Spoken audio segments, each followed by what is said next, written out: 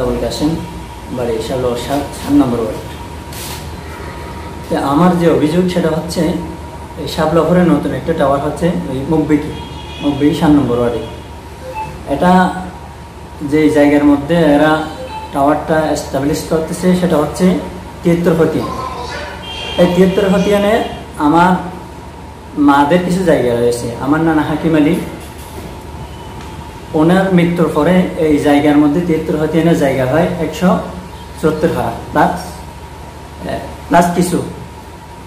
সর্বমোট এই জায়গাগুলা ওয়ারিশ রয়েছে আমাদের 9 জন, 1/8 বোন, তার মধ্যে আমার আম্মা একজন। তো উনি মামা বলতেছে একক নাকি ওনার খতিয়ান রয়েছে, ওই জায়গাগুলো দাবি করতেছে ওনার নিজের। তখন আমরা খতিয়ান তুলে দেখলাম যে এই জায়গাগুলো মূলত আমার নানারই জায়গা, আমার আম্মারা ওয়ারিশ। তো মামা চেয়েছিল যে ওনার নিজের বলেই চালিয়ে দেওয়ার জন্য। পরে আমরা খতিয়ানগুলো তুললাম, তখন দেখি যে 380 নম্বর একটা খতিয়ান মামার, এটা হচ্ছে ভিন্ন জায়গায়। উনি একটা খতিয়ান করছে, এটা ভিন্ন জায়গায়, কিন্তু এই জায়গার মধ্যে না। আমরা মেম্বারকে দিলাম, পরিষদীয় বিচার দিলাম, মেম্বার চৌকিদার দিয়ে বন্ধ করাইছে কাজগুলা। বন্ধ করানোর পর একটা মিটিংয়ে বসলাম মেম্বার সহ, আমরা আরো গণ্যমান্য কয়েকজন ছিলাম। তারা খতিয়ানগুলো দেখছে, সিটগুলো মেলার পর দেখছে। আর মামার যে খতিয়ান 380 নম্বর, এখানে ধারে কাছেও এই 380 খতিয়ান, 73 নম্বর খতিয়ানের মধ্যে কোনো ওনার জায়গা পড়ে নেই, দাগ নম্বর পড়ে নেই। ফলে এখানে যে দাগগুলো পড়ছে 73 হাকিম আলী, সেটা হচ্ছে 50, 49, 62, এই দাগগুলা। এই জায়গাগুলা অনেকদিন যাবৎ মামার দখলে ছিল। এখন যেহেতু স্থায়ীভাবে একটা টাওয়ার কোম্পানিকে দিয়ে দিচ্ছি, যার কারণে আমরা বাধা দিচ্ছি। তাছাড়া আমাদের অংশগুলো দেওয়ার পরেই তুমি জায়গা বাইরে দিতে পারবে। তখন বসার পর চূড়ান্তভাবে সিদ্ধান্ত হয়েছে যে কি, মানে যে দাবি করে বোনদের মধ্যে যারা জায়গাগুলো চায় তাদের জায়গাগুলো দিয়ে দিতে হবে। আমার কথা হচ্ছে কি, এই জায়গাগুলো দেওয়ার আগ পর্যন্ত ওখানে কোনো টাওয়ার এস্টাবলিশ করতে পারবে না। কারণ আমার মামা এরকম অনেকবার কি করছে, ধোঁকাবাজি করছে, ওনার জায়গা বলে চালিয়ে দিতে চাচ্ছে। যার কারণে এই জায়গাটা, যে ভালো জায়গাটা এরা চয়েস করছে, এই জায়গাটা যদি আমারও হয় তাহলে টাওয়ারের মালিকটা আমি।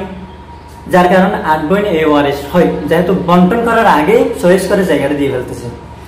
তা মামা বলছে আমি কিছু পাবো না, তাহলে উনি যদি পায় তাহলে প্রায় 1 কানি মতো জায়গার মধ্যে ওনার বিড়া রয়েছে বসত বাড়ি। এর বাইরে যে জায়গাগুলো বোনদেরকে দেওয়ার কথা ছিল সেগুলো না দিয়েই উনি টাওয়ার করতেছে। আর টাওয়ারদের কোম্পানি যারা, এগুলোর সাথে আমি বারবার চেষ্টা করেছি, আর কারা, রবি কোম্পানিকে আমি ফোন দিয়েছি, তারা বলতেছে আমাদের কোনো টাওয়ার নেই।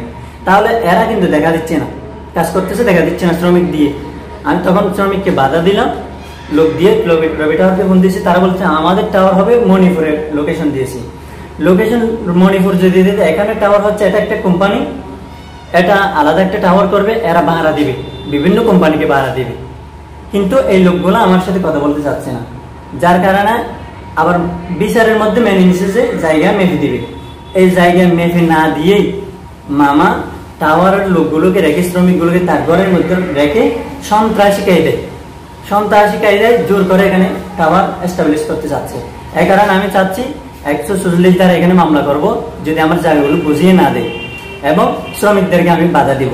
যদি এরা আমার সাথে গাদ্দারি করে আমার জায়গায় টাওয়ার এস্টাবলিশ করতে চাই, তাহলে আমি আইনগতভাবে চেষ্টা করেছি, আরো উচ্চ পর্যায়ে আমি চেষ্টা করব, এবং আমি সর্বশক্তি দিয়ে আমি বাধাগ্রস্ত করব। কারণ আমার মা এখানে ওয়ারিশদার, আমার মায়ের জায়গার অংশটা আমাকে দিয়ে দিতে হবে। 8 বোন নিবে নাকি নিবে না এটা আমি জানি না, তবে শোনা যাচ্ছে যে 2-1 বোন থেকে ক্রয় করে নিয়েছে জায়গা।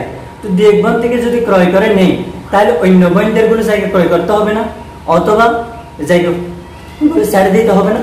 এটা না করে উনি গাদ্দারি করে এদেরকে ফুসিয়ে রেখেই, গোপন রেখেই একটা কোম্পানির লোক কিভাবে সেখানে আমার জায়গায় কাজ করতে পারে। এখানে আমার সোনালী ব্যাংকের সেকেন্ড ম্যানেজার যিনি আছেন, আমার ভাই আব্দুল খালেক, উনি আমার কাজিন হয়, উনি সব বিচারের মধ্যে ছিল। উনি নিজে বলছে যে মামার যে কাজগুলো করছে এই কাজগুলো ঠিক নেই, এই জায়গাগুলো আমাদেরকে দিয়ে দিতে হবে। এবার বলছে দিয়ে দেওয়ার কথা, আমি এনেই আমরা এই জায়গাগুলো পরিমাপ করে নিব। এর আগেই আজকে নাকি টাওয়ারগুলো এস্টাবলিশ করতে চাচ্ছে। আমি এই অন্যায়ের তীব্র নিন্দা জানাচ্ছি, এবং আমার জায়গাগুলো যাতে যথাযথভাবে সঠিক পরিমাণে আইনি প্রক্রিয়ায় আমাকে বুঝিয়ে দেয়, এই আহ্বানটুকু আমি চাচ্ছি। প্রশাসনের এক্ষেত্রে আমি সর্বোচ্চ সহযোগিতা কামনা করছি।